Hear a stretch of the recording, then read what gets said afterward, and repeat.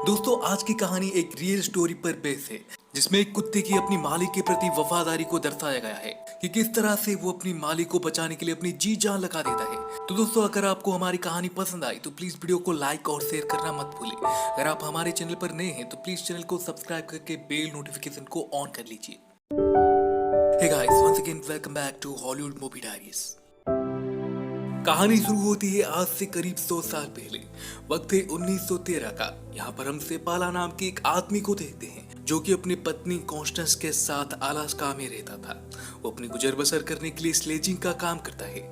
अब उनके घर में एक छोटा सा साइबेरियन हस्की जन्म लेता है, लेकिन वो पपी दूसरे पपीज के मुकाबले काफी पतला और कमजोर था, जिस वजह से उसका हालत दिन ब दिन बिगड़ रहा था। परंतु सेपाला का पत्नी उसे नरम दिली दिखाते हुए उससे प्यार करती है और उसे घर के अंदर ले आती है। वो उसका नाम टोगो रखती है, पर सेपाला इस बात से काफी नाराज होता है और कहता है कि इसका कोई भविष्य नहीं है। अगर ये बच भी गया तो ये स्लेज डॉग नहीं बन पाएगा, और कहता है कि ये आलस का है और यहाँ पर कमजोर जानवर बिल्कुल भी सरवाइव नहीं कर सकते। पर कॉन्स्टेंस उसे अपने साथ रखने के लिए मना लेती है। अब समय कुछ आगे निकलता है और टोगो की हालत में सुधार होने लगती है। जैसे जैसे टोगो बड़ा होता जाता है उसकी शरारतें भी बढ़ती जाती है। जब सेपाला उसे चैनल में बंद करता है तो वो उसमें गड्ढा खोदकर बाहर निकल आता और सेपाला को हमेशा काम करने से रोकता। दरअसल वो सेपाला के साथ खेलना चाहता था, परंतु सेपाला उसे बिल्कुल भी पसंद नहीं करता। सेपाला जब भी अपनी बाकी डॉग्स को ट्रेनिंग देने जाता था तो टोगो हमेशा उसके पीछे आता और उसकी ट्रेनिंग में रुकावटें पैदा करने लगता।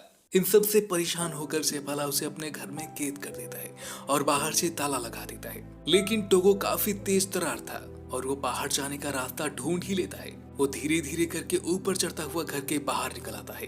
ये देखकर सेपाला की पत्नी बहुत ही खुश होती है। इसके बाद टोगो फिर से सेपाला का पीछा करता हुआ उसके पास पहुंच जाता है और इस बार सेपाला टोगो की इस हरकत से काफी इरिटेट हो जाता है और वो डिसाइड करता है कि वो इसे किसी को दे देगा। ये सुनकर सेपाला की पत्नी काफी उदास हो जाती है। हालांकि सेपाला टोगो को अपनी दोस्त के हाथों सौंप देता है, लेकिन अगले ही दिन उसका दोस्त भी टोगो को ये कहकर लौटा देता है कि ये एक शैतान कुत्ता है और मैं इसे अपने पास नहीं रख सकता। सेपाला टोगो की आ जाने से बिल्कुल भी खुश नहीं होता, लेकिन उसकी पत्नी टोगो को अपने पास देकर फिर से खुश हो जाती है। परंतु सेपाला हार नहीं मानता और वो अब उसे किसी औरत को दे आता है जो उसे पालना चाहती थी। सेपाला उस औरत को टोगो की शैतानियों के बारे में बता देता है, इसलिए वो औरत उसे घर के अंदर बंद करके रखती है और सारे खिड़कियां दरवाजे अच्छे से लॉक कर देती है। पर शरारती टोगो उसके घर की कांच की खिड़की तोड़कर वहां से भाग जाता है और वो सीधा सेपाला के पास पहुंचता है। इस बार सेपाला उसके आगे घुटने टेक देता है और उसे बाकी कुत्तों के साथ दौड़ाता है और पाता है कि टोगो दूसरे कुत्तों के मुकाबले काफी तेज दौड़ रहा था और अच्छे खासे कुत्तों से आगे निकल रहा था, इसलिए वो टोगो को सबसे आगे बांध देता है। घर आते आते सारे कुत्ते थक चुके थे, लेकिन टोगो अभी भी एनर्जेटिक था। ये देखकर सेपाला टोगो से काफी इम्प्रेस हो जाता है और सेपाला की वाइफ भी टोगो को सबसे आगे बता हुआ देखकर बहुत ही खुश हो जाती है। अब सेपाला भी टोगो को एक्सेप्ट कर लेता है। यहाँ से हमें 2 साल बाद की कहानी दिखाई जाती है। अब टोगो भी 2 साल का हो चुका है। सेपाला उसे पूरी तरह से स्लेज कार खींचने की ट्रेनिंग भी दे चुका होता है। इस बीच सेपाला टोगो की मदद से काफी सारे रेस जीत चुका होता है, जिनमें से एक ऑल अलास्का शिफ्ट्स भी होता है। ये रेस जीतने के बाद सेपाला और टोगो अलास्का में बहुत ही फेमस बन चुके थे। अब समय कुछ आगे निकलता है। अब टोगो भी 12 साल का हो चुका होता है। समय था सन 1925 का, जब पूरे अलास्का में डिप्थीरिया नाम की एक महामारी फैल चुकी थी। ज्यादातर छोटे बच्चे इसके शिकार बन रहे थे। वहाँ का मेयर एक अर्जेंट मीटिंग बुलाता है और मीटिंग में ये डिसाइड होता है कि वो नीनाह शहर, जो कि यहाँ से 600 मील दूर था, वहाँ से प्लेन के थ्रू डिप्थीरिया की दवाई यानी कि एंटीडोट मंगवाए जाएंगे। पर खराब मौसम के चलते उनका ये प्लान फेल हो जाता है। तो सब लोग सेपाला को वहां से एंटीडोट लाने के लिए रिक्वेस्ट करते हैं, क्योंकि एकमात्र वही था जो 600 मील का सफर तय करके एंटीडोट को ला सकता था। पर सेपाला कहता है कि वो सोच कर बताएगा। अब रास्ते में जब वो डॉक्टर को हॉस्पिटल छोड़ता है तो उसकी नजर छोटे बच्चों पर पड़ती है जो इस बीमारी से जूझ रहे थे। उससे बच्चों की तकलीफ देखा नहीं जाता। ये देखकर सेफाला का मन बदल जाता है और वो एंटीडोट लाने के लिए राजी हो जाता है। रात को वो अपनी पत्नी को इस बारे में बताता है, लेकिन उसकी पत्नी उसे वहां जाने से रोकती है, क्योंकि ऐसा तूफान सदियों में एक बार आता है और ऐसे में 600 मील का सफर तय करके वहां पर जाना सुसाइड करने के बराबर होगा। सेपाला उसे कहता है कि अगर वो टोगो को अपने साथ ले जाए तो उसका सफर आसान हो जाएगा, पर उसकी पत्नी उसे कहती है कि टोगो 12 साल का एक बुढ़ा कुत्ता है।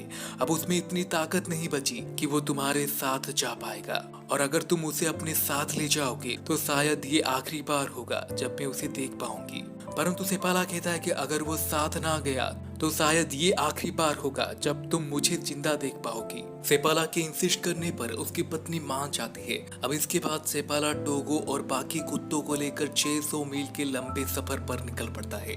अलास्का के लोग उसे जाते वक्त तालियां बजाकर मोटिवेट करते हैं। अब सेपाला और उसकी टीम एंटीडोट लाने के लिए चल पड़ते हैं और रास्ते में उनका सामना एक बर्फीले तूफान से होता है, पर टोगो बिना डरे उसमें घुस जाता है और अपनी टीम को लीड करता है। सेपाला को कुछ भी नहीं दिखाई दे रहा था, लेकिन टोगो उन सबको रास्ता दिखाता है। थोड़ी ही आगे जाने पर भागता हुआ टोगो एकाएक रुक जाता है। सेपाला को कुछ भी समझ नहीं आता और जब वो उतरता है तो वो देखता है कि आगे एक बहुत बड़ा खाई है। टोगो ने इस भयानक तूफान में भी खाई को देख लिया था और इसीलिए वो रुक जाता है, जिससे सेपाला और बाकी कुत्तों की जान बच जाती है। सेपाला देखता है कि टोगो की पेट से खून निकल रहा है। अब निनाह जाने की रास्ते में कई सारे आउटपोस्ट बने होते हैं, जिसमें से एक में वो ठहरते हैं। वहाँ पर एक फीमेल डॉक्टर होती है। वो सेपाला को बताती है कि टोगो बहुत ही थक चुका है और यहाँ पर वो डॉक्टर टोगो को जो चोट आई थी उसका इलाज करती है। अब अगली सुबह मौसम और भी खराब हो रही थी, फिर भी सेपाला अपनी कुत्तों के साथ आगे बढ़ रहा था। वहीं दूसरी तरफ हॉस्पिटल में बच्चों का हालत बहुत ही गंभीर हो रहा था और यहाँ पर सेपाला लगातार आगे बढ़ रहा होता है। वो निनाह पहुंचने के लिए एक बड़ी सी झील यानी कि एक समुद्र से शॉर्टकट लेता है। तभी वो देखता है कि समुद्र का पानी जम चुका था और झील की दूसरी तरफ एक भयानक तूफान उन्हीं की तरफ ही आ रही थी। फिर भी वो झील पर जाने का डिसाइड करता है और झील को पार करते समय बर्फ के टूटने की आवाज आती है, जिससे टोगो समेत बाकी कुत्ते डर जाते हैं। पर सेपाला उनका हौसला बढ़ाता है और उन्हें विश्वास दिलाता है कि हम लोग यहाँ से निकल जाएंगे। देखा जाए तो वो छोटे छोटे बच्चों की जान बचाने के लिए ही शॉर्टकट लेकर अपनी और कुत्तों की जान जोखिम में डाल रहा था, पर वो किसी तरह से उस झील को पार कर लेते हैं। अब तक ये खबर आग की तरफ फैल जाती है कि एक आदमी अपने स्लेज डॉग के साथ -60 डिग्री टेम्परेचर में डिप्थीरिया के एंटीडोट लाने के लिए एक लंबे सफर पर निकल पड़ा है। दूसरी तरफ निनाह की मेयर ने सेपाला के सफर को आसान बनाने के लिए निनाह से एंटीडोट को एक आदमी के जरिए भेज दिया होता है। अब सेपाला को वो एंटीडोट लाने के लिए निनाह तक नहीं जाना पड़ेगा, उसे रास्ते में ही वो एंटीडोट मिल जाएगा। परंतु इसमें सबसे लंबा सफर सेपाला को ही तय करना पड़ेगा। इधर सेपाला अपना टाइम बचाने के लिए शॉर्टकट के जरिए जा रहा था। ये पूरी तरह से किस्मत पर ही था कि सेपाला और दूसरी तरफ से एंटीडोट लाने वाले आदमी का रास्ता एक ही हो, और भाग्य से वो दोनों एक ही रास्ते को फॉलो कर रहे थे। सेपाला उस आदमी को देख लेता है। वो आदमी भी सेपाला को वो एंटीडोट्स दे देता है। अब वो रात को एक आउटपोस्ट पर रुके हुए थे। वहाँ पर वो आदमी सेपाला को कहता है कि हालांकि मैंने सिर्फ एक छोटा सा रास्ता तय किया है, फिर भी इस तूफान ने मेरे कई सारे कुत्तों को तोड़ कर रख दिया। इस तूफान की वजह से मैंने अपनी कई सारे कुत्तों को खो दिया, पर मैं नहीं चाहता कि तुमसे तुम्हारा टोगो छिन जाए। दरअसल वो उसे टोगो को यहाँ पर छोड़कर जाने के लिए बोल रहा था। ये सुनते ही सेपाला उस पर भड़क जाता है और उसे सीरम लाने के लिए थैंक यू कहता है, लेकिन वो टोगो को यहाँ पर छोड़कर जा नहीं सकता क्योंकि वो उसका लीड डॉग है। अगली सुबह वो अपनी वापसी के सफर पर निकल पड़ते हैं। अब सेपाला अपनी समय बचाने के लिए उसी झील से जाने का डिसाइड करता है जिस खतरनाक झील को उन्होंने एक दिन पहले पार किया था। वो झील उनकी जाने से चटक रही थी, पर सेपाला टोगो से कहता है कि आगे बढ़ो, और अब उसके सारे के सारे कुत्ते बड़ी ही तेजी से झील को पार करना शुरू कर देते हैं। पर यहाँ पर झील की बर्फ पिघलना शुरू हो चुकी थी। अगर ये नीचे गिरे तो सबके सब मारे जाएंगे। यहाँ पर जगह जगह से बर्फ टूट रही थी, लेकिन अभी भी टोगो इस झील को बिना डरे पार कर रहा था। सेपाला भी उन्हें मोटिवेट कर रहा होता है। वो बहुत ही जल्दी किनारे पर पहुंचने ही वाले थे, इसलिए सेपाला भी खुश हो रहा था। परंतु तभी वो जिस बर्फ के टुकड़े पर खड़े हुए थे वो किनारे से टूटकर पानी से अलग होने लगता है। ये देखकर सेपाला निराश हो जाता है, पर वो हिम्मत नहीं हारता। वो टोगो को एक रस्सी से बांधकर किनारे पर फेंक देता है। अब यहाँ हमें मूवी के सबसे उत्कृष्ट नजारे देखने को मिलता है। यहाँ टोगो अकेले ही उस बर्फ के टुकड़े को खींचता है। अब वो अपनी मालिक और बाकी साथी कुत्तों को बचाने के लिए खुद की जी जान लगा देता है, और अब टोगो की वजह से उन सब की जान बच चुकी थी। और दोस्तों मैं आपको बता दूं कि इस ब्रह्मांड में कुत्ता ही एक ऐसा जानवर है जिस पर इंसान आंख मूंद कर भरोसा कर सकता है, क्योंकि डॉग्स खुद से पहले अपनी मालिक और उसकी फैमिली को प्रायोरिटी देते हैं। और ये साइंटिफिकली प्रूव है। खैर, ये सब इसी तरह से अपनी जान पर खेलकर उस आउटपोस्ट पर पहुंच जाते हैं जहां वो पहली बार रुके थे। वहां पर वो फीमेल डॉक्टर भी थी जो टोगो को चेक करते वक्त रो पड़ती है और रोते हुए कहती है कि टोगो अब मरने वाला है। ये सुनकर सेपाला सुन्न हो जाता है क्योंकि वो टोगो से बहुत ही ज्यादा प्यार करता है। उस रात को वो वहीं पर ठहरते हैं और अगली सुबह जब वे अपने आगे के सफर पर बढ़ रहे होते हैं तब सेपाला टोगो को आगे नहीं बांधता बल्कि वो उसे अपने पास बिठा देता है क्योंकि वो बीमार है, वो कमजोर है। पर टोगो वहां से उठकर एक बार फिर से सब कुत्तों के आगे जाकर बैठ जाता है। यानी कि अभी भी टोगो अपनी टीम को लीड करना चाहता है, उन्हें रास्ता दिखाना चाहता है, वो आराम नहीं करना चाहता। और इस बात को सेपाला भी समझ आता है, इसलिए वो टोगो को आगे बांध देता है और इसके बाद ये आगे बढ़ते रहते हैं। अब कुछ घंटों के सफर को तय करने के बाद तूफान इतना भयानक हो जाता है कि सेपाला को कुछ भी नहीं दिखता, ना ही वो सही से रास्ते को पहचान पाता है।